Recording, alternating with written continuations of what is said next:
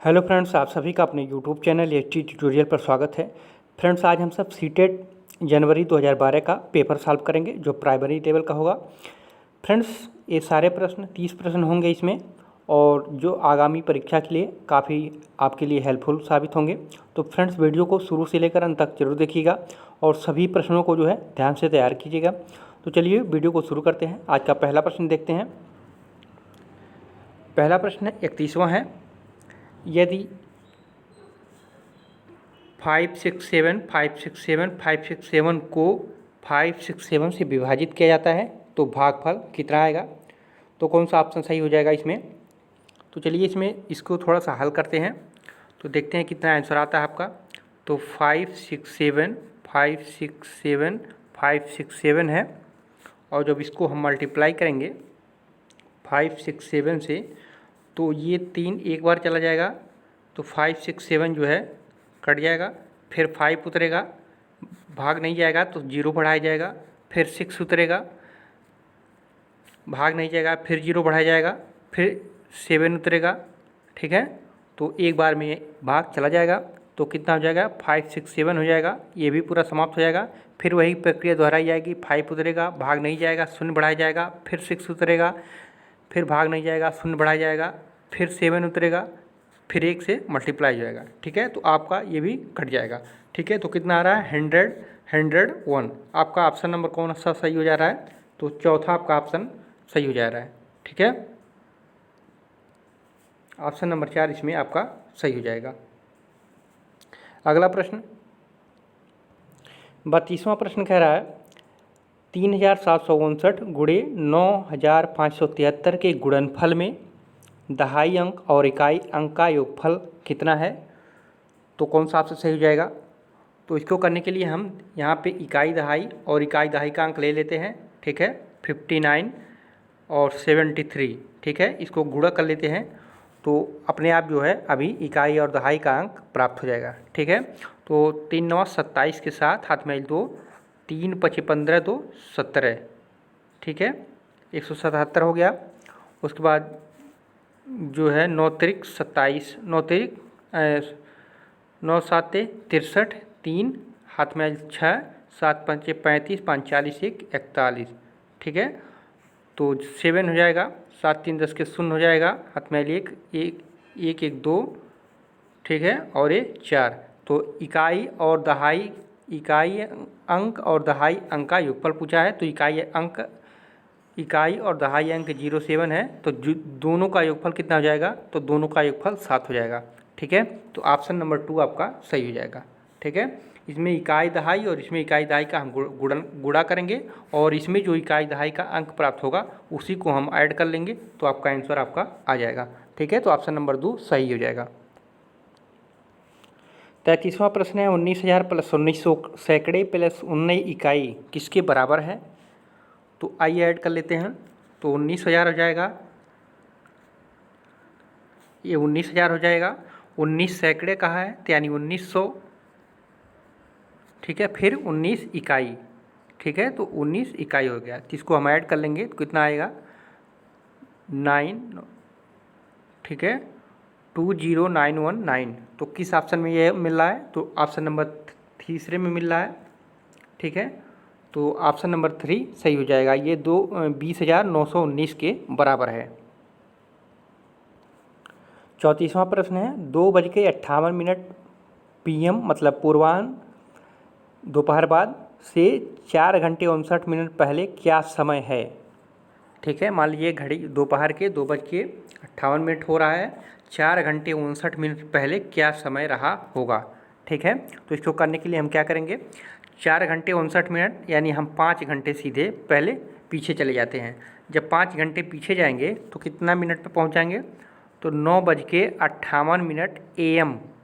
ठीक है, AM यानी सुबह के समय में हम पहुंच जाएंगे 5 घंटा पहले। ठीक है, तो 1 मिनट इसमें से बढ़ रहा है, तो ये कितना हो जाएगा? 9 घंटा 59 AM। ठीक है, आ गया समझ में? 9:59 AM सुबह का टाइम हो जाएगा। तो किस ऑप्शन में मिल रहा है? तो ऑप्शन नंबर 2। ठीक है, ऑप्शन नंबर 2 सही हो जाएगा। 35वां प्रश्न दिया है, एक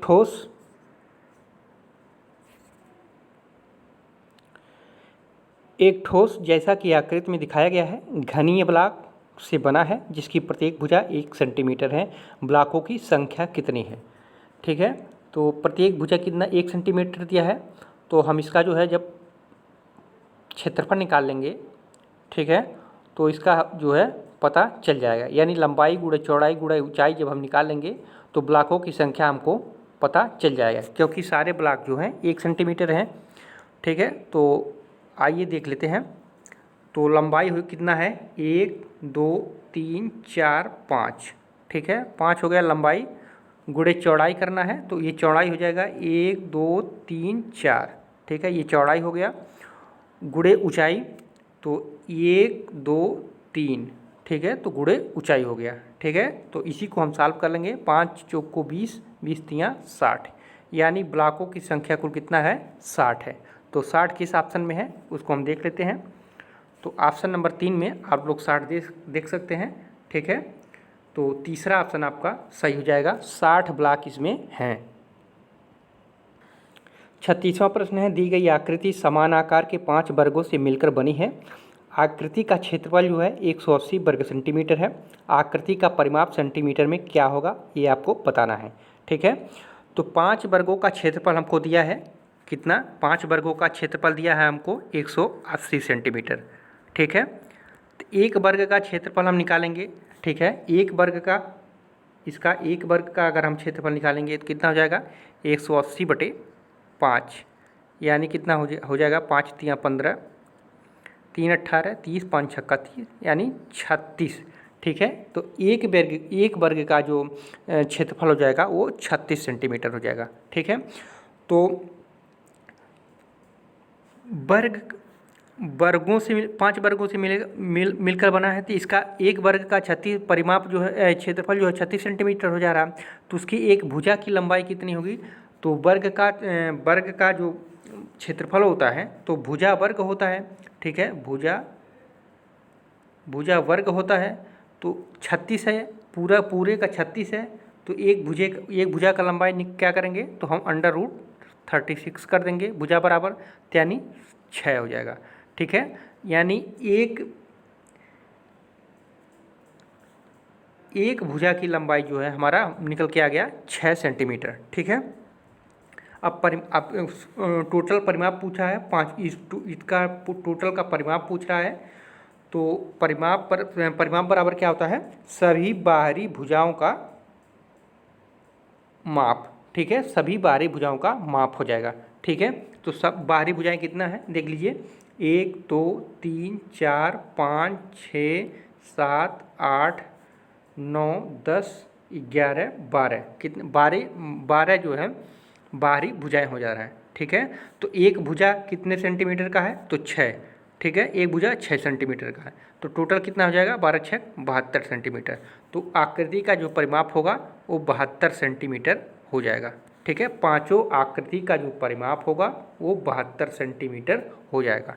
ठीक है, तो किस ऑप्शन में 72 मिल रहा है, तो ऑप्शन नंबर 4 में आप लोग देख सकते हैं। ठीक है, 72 सेंटीमीटर ऑप्शन सही हो जाएगा। 37वां प्रश्न है, 500 centimetre plus 50 metre plus 5 kilometre बराबर किसके है। तो इसको हम सॉल्व करेंगे। आंसर में देख लीजिए मीटर में दिया है, तो यानी सबको मीटर में ही आंसर आना चाहिए। तो जो 500 मीटर है, तो इसको जब हम 500 सेंटीमीटर है, तो 500 सेंटीमीटर को जब हम मीटर में बदलेंगे तो 100 सेंटीमीटर बराबर 1 मीटर, तो 500 का तो 5 मीटर। ठीक है, और ये 50 मीटर है, ये है, प्लस 100 सेंटीमीटर में 1 मीटर, तो 5 किलोमीटर में 5000 मीटर होगा। तो 5 किलोमीटर में 5 किलोमीटर में जो है 5000 मीटर होगा। तो 5000 मीटर का जो है 5000 मीटर, 5 किलोमीटर में कितना मीटर हो जाएगा, 5000 मीटर हो जाएगा। तब हम इसको ऐड कर लेंगे तो कितना आ जा रहा है, 5000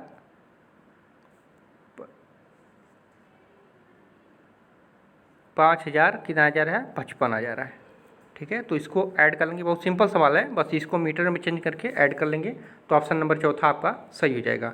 ठीक है, 5055 मीटर हो जाएगा। 38वां प्रश्न है, निम्नलिखित में से किस विभाजन में शेष उससे अधिक होगा जब आप 176 को 3 से विभाजित करते हैं। कहने का इसका मतलब ये है, जब हम 176 से 76 को जो है 176 को 3 से विभाजित करते हैं, 3 पचे 15, 2 17, 26, 3 अट्ठे 24, 2 26, 2 शेष बच रहा है। ठीक है, 2 शेष बच रहा है। तो कह रहा है कि कौन सा ऐसा इसमें से संख्या है जो 2 से अधिक शेष जिसमें बचेगा उसको बताना है। ठीक है, तो एक बात आप लोग जान लीजिए, जिस संख्या से भाग देते हैं, ये जो संख्या है जिसे हम भाग देते हैं उससे कम ही शेषफल हमेशा आता है। ठीक है, तो आप यहाँ पे मिलान कर लीजिए, 2 से देंगे तो 1 आ सकता है या 0 आ सकता है, ये तो होगा नहीं। 3 से देंगे तो 2 आ सकता है या तो 1 आ सकता है। ठीक है, ये भी नहीं सेटिस्फाई कर रहा। 4 से करेंगे, 4 से यदि करेंगे तो 0 या तो आएगा या तो 2 आएगा। ठीक है, तो ये भी नहीं सेटिस्फाई हो रहा। यानी 173 को जब हम 5 से भाग देंगे, 173 में 5 से भाग देंगे तो शेषफल जो होगा इस 2 से अधिक आने की संभावना ज़्यादा है। ठीक है, तो ऑप्शन नंबर ये आपका सही हो जाएगा। यही पूछ रहा है कि कौन सा इसमें ये संख्या है जो इसके शेषफल से जो है ज़्यादा आएगा, तो आपका ऑप्शन नंबर ये सही हो जाएगा। 39वां प्रश्न है, 5671 और उसके अंकों को पलट देने पर प्राप्त संख्या का अंतर है। तो बहुत सिंपल है, आप इसको कर लीजिएगा। 5671 1765, इसको हम पलट दिए। अब इसी को माइनस कर लेंगे, तो माइनस कर लेंगे तो 11 में से 6 गया 5, यहाँ बचा 6 में से 6 गया 0, 16 में से 7 गया 9 7 16 और 4 में से गया 3, 3905। तो कहाँ है 3905? यहाँ 6 है, 3906। तो कौन सा किस ऑप्शन में है? तो पहले में है, तो ऑप्शन नंबर ए सही हो जाएगा, पहला सही हो जाएगा। 40वां प्रश्न है, 63,606 में 6 के स्थानीय मानों का योगफल बताना है। तो बहुत सिंपल है, तो यहाँ पर देख लीजिए 6 का स्थानीय मान कितना हो जाएगा 6, आगे 4 है तो 4 डिजिट लग जाएगा। फिर यहाँ का स्थानीय मान आप लोग निकाल देख लीजिए, तो 6 आगे 2 है तो 2 डिजिट हो जाएगा और यहाँ पे इकाई के अंक पे है तो 1 हो जाएगा। अब इसी को ऐड कर लेंगे हम लोग। ठीक है, तो 6 हो गया, 0 हो गया, 6 हो गया, फिर 6 हो गया, यानी 6606। 66 की 6 किस में है? तो ऑप्शन नंबर 3 में है। तो ऑप्शन नंबर 3 आपका सही हो जाएगा। नहीं, फिर से देखिए, यहाँ 4 0 है ना, फिर से देख लेते हैं। 1 2 3 4, इसका 4 0 है, इसका जो है 3 0 आ जाएगा, 1 2 आ जाएगा 0, फिर इसका 6 आ जाएगा। तो 6 0 6 0 6, आपका आंसर नंबर दूसरा सही हो जाएगा। ठीक है, उसको ध्यान दीजिएगा, थोड़ा सा अंक में इधर उधर हो गया था, ये 0 नहीं बढ़ा था, इसलिए गलत आ रहा था। 41वां है, नीचे दिए गए पैटर्न का अध्ययन कीजिए। अब यहाँ पर देख लीजिए, 1 गुणे 1 बराबर 1 किया है, 11 गुणे 11 बराबर 121 किया है, 111 गुणे 111 बराबर 123 21 किया है। तो इसी तरह से इसका बताना है। अब यहाँ पे आप लोग ध्यान दीजिएगा, थोड़ा देख लीजिए, यहाँ जो 1 1 1 गुणे 1 1 1 किया है, तो ठीक है, इसमें क्या कैसे किया है, 1 2 3 2 1, यानी जो जितना अंक है उसका पहले 1 2 3 लिख लेंगे, फिर इसी को जो है रिवर्स कर देंगे। तो 1 2 3, फिर 3 2 1, फिर 2 1 कर दिया है। इसी तरह से ये हो जाएगा 1 2 3 4 5 1 है, गुणे 1 2 3 4 5 1 है। ठीक है, तो यहाँ पर हम लिख लेंगे क्या, 1 2 3 4 5 लिखेंगे। ठीक है, फिर यहाँ से उल्टा लिख देंगे, 4 3 2 1। ठीक है, यही आपका आंसर हो जाएगा, 1 2 3 4 5 4 3 2 1। तो ऑप्शन नंबर किस में है ये? तो ऑप्शन नंबर देख लीजिए बी में है।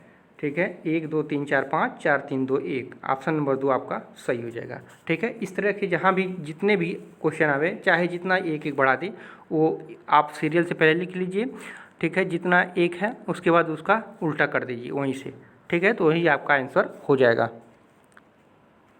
42वां प्रश्न देखिए, एक दुकान में 239 खिलौने हैं, 70 और खिलौने लाए गए, उनमें से जो है 152 बिक गए, बचे हुए खिलौने की संख्या क्या थी? तो इसको बैठाना है आपका। दुकान में 239 खिलौने थे, 70 खिलौने और आ गए, प्लस 70 और आ गए, उनमें से 152 बिक गया, तो माइनस 152 हो गया। तो कौन सा बैठ रहा है इसमें? तो ऑप्शन नंबर 4 आपका बैठ रहा है। उसी तरह से देख लीजिए, इतने खिलौने थे, इतने आ गए, इतने बिक गए, तो ऑप्शन नंबर 4 सही हो जाएगा। 43 नंबर प्रश्न देख लीजिए, 1/2 में कितने 1/8 हैं? तो इसको कैसे हल करेंगे? तो इसको हल करने के लिए क्या करना है आपको? 1/2 में कितने 1/8 हैं? तो 1/2/1/8 ऐसे कर देना सीखो। अब आपको देख लीजिए, 1/2 गुणे ये ऊपर चला जाएगा, 8/1, तो 2 कम 2, 2 चौक को 8, 4 कन्नम 4, बराबर कितना आ गया? 4। तो ऑप्शन कौन सा सही हो जाएगा आपका? ऑप्शन नंबर 3, 4 आंसर आ जाएगा। ठीक है। समझ में आ गया ना? 1/2/1/8, तो जब इसको हम ऊपर ले जाएंगे तो ये गुड़ा हो जाएगा और 8/1 हो जाएगा, तो 1 से 1 कैंसिल हो गया, 2 चौक को 8, आपका आंसर आ गया 4। 44वां देखिए, निम्नलिखित में से कौन सा सही है? तो इसमें जो सही हो जाएगा आप लोग देख लीजिएगा सभी को मिला करके, लेकिन सही जो होगा वो दूसरा होगा। ठीक है। 1000 के परवर्ती का पूर्ववर्ती 1000। ठीक है। अब देख लीजिए, 1000 का परवर्ती यानी 1000 का परवर्ती जो होगा प्लस 1 जोड़ेंगे तो परवर्ती हो जाएगा, यानी बराबर 1001 हो जाएगा। ठीक है। अब इसका इस संख्या का पूर्ववर्ती, तो इसमें से 1001 माइनस 1 बराबर परवर्ती 1000 होगा। ठीक है। माइनस पूर्ववर्ती मतलब पहले, परवर्ती मतलब एक बाद, तो कौन बैठ रहा है सटीक? तो यही आंसर सटीक बैठ रहा है। ठीक है। ये अब ये मान लीजिए पहला को हम कर रहे हैं, 1000 के पूर्ववर्ती तो 999 हो गया, का परवर्ती फिर 1 कर देंगे तो 1001 के हो जाते हैं, 1002 दे रहा है, तो ये गलत है। तो ऑप्शन नंबर 2 सही हो जाएगा। बहुत सिंपल सवाल ये भी है। एक पेंसिल का मूल्य 2.5 रुपया है। अमित जो है 1.5 दर्जन पेंसिल खरीदता है और दुकानदार को 100 रुपये का एक नोट देता है, उसे कितने रुपए वापस मिलेंगे? तो कुछ नहीं करना है, आप देख लीजिए, एक पेंसिल का मूल्य जो है 2.5 रुपया है, तो अमित जो है 1.5 दर्जन खरीदा, तो 1.5 दर्जन में यानी 18 पेंसिल खरीदा, कितने रुपए में? 2.5 रुपये में। तो कुल कितने पैसे लगे उसको? तो आपके 45 रुपये ये हो गए। ठीक है। और 100 रुपया दिया, तो 100 रुपया दिया तो 100 में से माइनस 45 कर दिए, तो बराबर कितना बचा हमारे पास? 55 रुपया। अमित जो है 55 रुपया वापस लिया दुकानदार से, तो ऑप्शन नंबर ए सही हो जाएगा। ये पेडालॉजी पर आधारित है, इसको ध्यान से देखिएगा। 46वां प्रश्न, सुश्री रीना ने के दशमलव के गुणन की संकल्पना का शिक्षण करने के लिए ग्रिड गतिविधि का प्रयोग करती है। उसका नमूना नीचे दिया गया है, यह ग्रिड पद्धति दी गई है। ठीक है। इस पद्धति के द्वारा जो है वो दशमलव के गुणन का जो है संकल्पना का शिक्षण प्राप्त कर रही है। तो यह कौन सा विधि होगा? इसमें इस पद्धति द्वारा सुश्री रीना को जो है क्या प्राप्त होगा, तो इसको आपको बताना है। तो ऑप्शन नंबर आपका सही हो जाएगा दूसरा। ठीक है। संकल्पनात्मक ज्ञान और समस्या समाधान पर ज़्यादा बल दे रही है तथा प्रक्रमणशील ज्ञान पर कम। ठीक है। और संकल्पनात्मक ज्ञान पर, ठीक है, समस्या समाधान पर जो है ज़्यादा बल दे रही है और प्रक्रमणशील ज्ञान पर जो है कम। तो ऑप्शन नंबर 2 सही हो जाएगा। 47वां है, कक्षा 4 के विद्यार्थी को यह समझाने के लिए कि शेष हमेशा विभाजक से कम होता है, उचित उपागम क्या है? तो इसको बताने के लिए उचित उपागम क्या है आपके पास? तो ऑप्शन नंबर आपका ए सही हो जाएगा। ठीक है। वस्तुओं को विभाजक के गुणजों और समूहीकृत करना और प्रदर्शित करना कि वस्तुओं की संख्या जो समूह में नहीं है विभाजक से कम है। जैसे मान लीजिए हम भाग दे रहे हैं 7 में 3 से, तो 3 दूनी 6। ठीक है। 1 वजह से, तो ये विभाजक से शेष हमेशा जो है एक कम होता, ये हमेशा कम होता है, तो वही प्रदर्शित वही उसी को प्रदर्शित ये दिखा करके बताना चाहिए कि ये हमेशा कम होता है। ठीक है, वस्तुओं के विभाजक के गुणजों की समूहीकृत करना और प्रदर्शित करना है कि वस्तुओं की संख्या जो समूह में नहीं है विभाजक से कम है, ये समूह में नहीं है और विभाजक से कम भी है। ठीक है, तो ऑप्शन नंबर ये सही हो जाएगा। 48वां प्रश्न है, कक्षा 3 के विद्यार्थियों को संख्या पद्धति पढ़ाने का उद्देश्य है, तो कौन सा उद्देश्य इसमें से सही हो जाएगा? तो ऑप्शन नंबर 2 देख लीजिए। ठीक है, संख्या पद्धति पढ़ाने का जो उद्देश्य है संख्याओं को सैकड़ा, दहाइयों और इकाइयों के समूह के रूप में देखना और स्थानीय मानों की जो है सार्थकता को समझना है। तो ऑप्शन नंबर बी जो है दूसरा जो है सबसे सटीक है, यही आपका सही हो जाएगा। 49वां प्रश्न है, गणित में गणना करने संबंधी कौशलों को किसके द्वारा बढ़ाया जा सकता है? तो सही उत्तर हो जाएगा आपका ऑप्शन नंबर 3। ठीक है, गणित में गणना करने संबंधी कौशलों को जो है कक्षा में अभ्यास हेतु क्रियाशील गतिविधियों का आयोजन करके, ठीक है, कक्षा में अभ्यास हेतु क्रियाशील गतिविधियों का जो है आयोजन करके जो गणित का गणना संबंधी कौशल है इसको जो है बढ़ाया जा सकता है छात्रों में। 50वां प्रश्न है, कक्षा 5 के विद्यार्थियों को समतल आकृतियों के क्षेत्रफलों की संकल्पना से किसके द्वारा परिचित कराया जा सकता है? तो सही उत्तर हो जाएगा आपका ऑप्शन नंबर बी। ठीक है, विभिन्न वस्तुओं द्वारा जैसे हथेली, पत्ती हुआ, पेंसिल हुआ आदि की सहायता से किसी भी आकृति का क्षेत्रफल बताया जा सकता है। जैसे हथेली से बता देंगे कि ये ऐसा है तो इसके चारों तरफ को जो हम निकालेंगे तो ये क्षेत्रफल हो जाएगा। मान लीजिए कोई पत्ता है, ठीक है, पत्ता के बता देंगे पत्ते का क्षेत्रफल क्या है, इसके एरिया जो आप निकालेंगे, तो इस माध्यम से आप पेंसिल के माध्यम से इन सभी माध्यम से जो है उसको आकृति के क्षेत्रफल के बारे में मापने का गतिविधि जो है आप लोग बता सकते हैं। तो ऑप्शन नंबर 2 सही हो जाएगा। 51 नंबर प्रश्न है, राष्ट्रीय पाठ्यचर्या की रूपरेखा 2005 मानती है कि गणित में चिंतन और तर्कड़ा का एक तरीका शामिल होता है। इस दृष्टिकोण को किसके द्वारा प्राप्त किया जा सकता है? तो कौन सा उत्तर सही हो जाएगा आपका? ऑप्शन नंबर आपका तीसरा सही हो जा रहा है इसमें। ठीक है, और इस दृष्टिकोण को किसके द्वारा प्राप्त किया जा सकता है? तो खोजबीन उपागम का प्रयोग करना, हस्तचालकों का प्रयोग करना, संकल्पनाओं को वास्तविक जीवन से जोड़ना, विद्यार्थियों को चर्चाओं में शामिल करना, इस सभी के द्वारा जो है चिंतन और तर्कड़ा का एक तरीका माना जाता है। ठीक है, तो ऑप्शन नंबर 3 आपका सही हो जाएगा।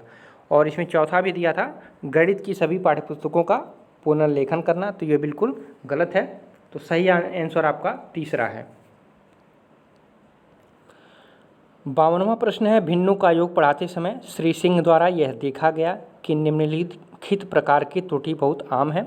तो एक वाला था 2/3 + 2/5 को क्या कर दिया था, इसमें इसका गुणा कर दिया और इसको सीधे जोड़ के 4/10 लिख दिया। तो श्री सिंह द्वारा जो है निम्नलिखित उपचारात्मक कार्य क्या करना चाहिए जिससे इसको बालक सुधार कर सके? तो कौन सा ऑप्शन इसमें सटीक बैठेगा? तो ऑप्शन नंबर आपका 3। ठीक है, तीसरा जो है असमान भिन्नों के योग की संकल्पना को स्पष्ट करने के लिए तथा चित्रात्मक प्रतिरूप के बाद जो है समान प्रकार से सवालों का अभ्यास कराने से होगा। ठीक है, ये जो लैसे ऐसे हैं तो प्राइमरी लेवल में ये सब नहीं बताया जाता है, उसको तिरछा गुणन करके हर को बराबर करना, फिर ठीक है अंश को जोड़ करके फिर हर जोड़ना, ये तरीका होता है उसमें बताने का। तो जो आपका तीसरा ऑप्शन है यही सही उत्तर हो जाएगा। ठीक है, 53वां प्रश्न है, योग और व्याकरण पर आधारित शब्दों में दिए गए सवालों को हल करने की विद्यार्थियों की क्षमता का आकलन करने के लिए आकलन के शीर्षक हैं। तो कौन सा ऑप्शन सही हो जाएगा? तो सही उत्तर हो जाएगा आपका ऑप्शन नंबर 2। ठीक है, सवाल का बोधन, निष्पादित की जाने वाली संक्रिया की पहचान, समस्या का गणितीय रूप में निरूपण, ठीक है, सवाल का समाधान और प्रस्तुतिकरण, ये जो सारे व्यवस्थाएं हैं ये योग और व्याकरण पर आधारित हैं। ठीक है, व्याकरण वही गुणा, क्या बोलते हैं, माइनस, घटाना। ठीक है, योग और घटाना पर ये आधारित हैं। 54वां प्रश्न है, भिन्नों की योग संकल्पना के पाठ पर योजना बनाते समय शिक्षक पट्टी मोड़ने वाली गतिविधि का प्रयोग कर रहा है। इसमें शिक्षक दिखा रहा है कि ये आधा हो गया, इसमें 4 भाग है तो ये 1/4 हो गया, इसमें 8 भाग है तो इसका 1/8वां भाग हुआ। तो उपयुक्त गतिविधि है, कौन सी गतिविधि है, तो आप लोग इसमें देख सकते हैं। तो इसमें जो गतिविधि है ऑप्शन नंबर ए सही हो जाएगा, विषय वस्तु से पूर्व की गतिविधि। यानी पहले कैसे हुआ, पहले आधा हुआ, ठीक है, पहले आधा हुआ, फिर इसमें अगर 4 भाग करते हैं तो 1/4 ये भाग हो गया, फिर इसमें 8 खंड करते हैं तो 1/8 खंड हुआ। यानी विषय से पूर्व की गतिविधि जो बताना है शुरू में, ये गतिविधि द्वारा, तो ऑप्शन नंबर 1 सही हो जाएगा। 55 नंबर प्रश्न है, पैटर्न की पहचान करना और उन्हें पूरा करना प्राथमिक स्तर पर गणित की पाठचर्या का एक अनिवार्य हिस्सा है, क्योंकि, तो सही उत्तर हो जाएगा आपका ऑप्शन नंबर ए, क्योंकि यह विद्यार्थियों में सृजनात्मकता को बढ़ावा देता है और संख्याओं तथा संक्रियाओं की विशेषताओं को जो है समझने में जो है उनकी सहायता करता है। ठीक है, पैटर्न की जो पहचान करना और उन्हें पूरा करना होता है। जैसे पैटर्न ऐसे बनाते हैं ना पैटर्न को, तो आप डिजिट दे दीजिए 1 2, ये खाली कर दीजिए, 3 4 5 ये खाली कर दीजिए। ठीक है, तो पैटर्न जो पूरा बच्चों को दीजिए कि ये पैटर्न आप लोग पूरा कीजिए। यहाँ 3 भरिए, 4 हो गया, 5 हो गया, 6 भरिए। ठीक है, तो ये विद्यार्थियों में जो है सृजनात्मकता को बढ़ावा देता है और संख्याओं तथा संक्रियाओं की विशेषताओं को समझने में जो है उनकी सहायता करता है। तो ऑप्शन नंबर 1 जो है एकदम सही हो जाएगा। 56वां प्रश्न है, कक्षा 2 में अबेकस का प्रयोग, खाली जगह है, में विद्यार्थियों की सहायता नहीं करता है। ठीक है, नहीं पूछ रहा है, तो कौन सा इसमें है जो नहीं करता है, तो ऑप्शन नंबर चौथा जो है, शब्दों में दी गई संख्याओं के समान संख्यांक लिखने में जो है ये सहायता नहीं करता है। ठीक है, ये अबेकस जो होता है गणना में प्रचुरता प्राप्त करने में होता है, स्थानीय मान की महत्ता को समझने में होता है। ठीक है, बिना किसी त्रुटि की संख्याओं को पढ़ने में होता है। ठीक है, ये शब्दों की दी गई संख्याओं के समान संख्यांक लिखने में ऐसा कोई ज़रूरी ये सहायता ये सब नहीं करता है। ठीक है, तो ऑप्शन नंबर 4 सही हो जाएगा। 57वां प्रश्न है, रिजुल एक गति संवेदी शिक्षार्थी है। उसकी शिक्षिका सुश्री नेहा उसकी अधिगम शैली को समझती है। उसकी गुणन की संकल्पना को स्पष्ट करने के लिए उन्हें निम्नलिखित में से किस व्यूह रचना का चयन करना चाहिए। तो आप लोग देख सकते हैं, ये पहला जो रचना है कटवा गिनती है। ठीक है, इनको बताई हैं। कटवा गिनती इस तरह होता है, 0 1 से 8 से तक लिखा है, तो 1 मतलब 1 के बाद पढ़ो 2, 0 से 2, 2 से 4, 4 से 6, 6 से 8, यानी एक बढ़ते क्रम में इस विधि का प्रयोग करना चाहिए कि आड़ी तिरछी रेखाओं पर प्रतिच्छेदन बिंदु को गिनना चाहिए। कि तीसरा है सभी पहाड़ों को याद करने के लिए उस पर बल देना चाहिए। कि चौथा है 2 3 आदि के गुणज प्राप्त करने के लिए 2 भिन्न रंगों वाली मोती के धागों का प्रयोग करना चाहिए। तो कौन सा ऑप्शन सही हो जाएगा, तो सही उत्तर हो जाएगा आपका ऑप्शन नंबर 2। ठीक है, आड़ी तिरछी रेखाओं पर प्रतिच्छेदन बिंदु को जो है गिनना चाहिए। ठीक है, तो ये जो हो जाएगा आपका ऑप्शन नंबर 2 सही हो जाएगा। 58वां प्रश्न है, कक्षा 3 के विद्यार्थी को लंबाई की विभिन्न इकाइयां पढ़ाने के लिए शिक्षक निम्नलिखित सामग्री कक्षा में ले जाएगा। तो कौन कौन से सामग्री ले जाएगा जो है विद्यार्थी कक्षा 3 के विद्यार्थियों को पढ़ाने के लिए, गणित विषय पढ़ाने के लिए, इकाई पढ़ाने के लिए। तो सही उत्तर हो जाएगा आपका ऑप्शन नंबर 3। ठीक है, विभिन्न लंबाई वाले इकाइयों वाले की रूलर, पुट्टा, नापने वाली छड़, नापने वाली पट्टी जो वास्तुकार द्वारा प्रयोग में लाई जाती है। तो ये सभी जो है आपको कक्षा में ले जाना चाहिए, जो कक्षा 3 के विद्यार्थियों को लंबाई की विभिन्न इकाई पढ़ाना है। ठीक है, तो ये सारे चीज़ जो है ले जाना अनिवार्य रहता है। तो ऑप्शन नंबर 3 सही हो जाएगा। 59वां प्रश्न है, एक शिक्षक आधार 10 और स्थानीय मान की संकल्पना का विकास करते समय कक्षा में निम्नलिखित पहेली का प्रयोग करता है। जैसे मैं 8 दहाइयों और 4 इकाइयों से कम हूँ, इस गतिविधि का क्या उद्देश्य है। मतलब ये पढ़ाने का उनका क्या उद्देश्य है। तो सही उत्तर हो जाएगा आपका ऑप्शन नंबर 3। ठीक है, आधार 10 और स्थानीय मान की संकल्पना को दृढ़ करना है। ठीक है, वो किस माध्यम से बात बता रहे हैं, वो पहेली के माध्यम से बात बता रहे हैं कि मैं 8 दहाइयों और 4 इकाइयों से कम हूँ। यानी जो 10 है 8 दहाई से और 4 इकाई से कम है, तो एक पहेली के माध्यम से बता रहे हैं। इसका बताने का मतलब क्या हो जाएगा कि ये आधार 10 और स्थानीय मान की जो संकल्पना को दृढ़ करना है। आज का अंतिम प्रश्न है, सबसे उपयुक्त व्यूह रचना जिसका प्रयोग धनराशि के योग की कुशलता को आत्मसात करने के लिए किया जा सकता है। तो खाली स्थान है, तो किसके माध्यम से आत्मसात किया जा सकता है?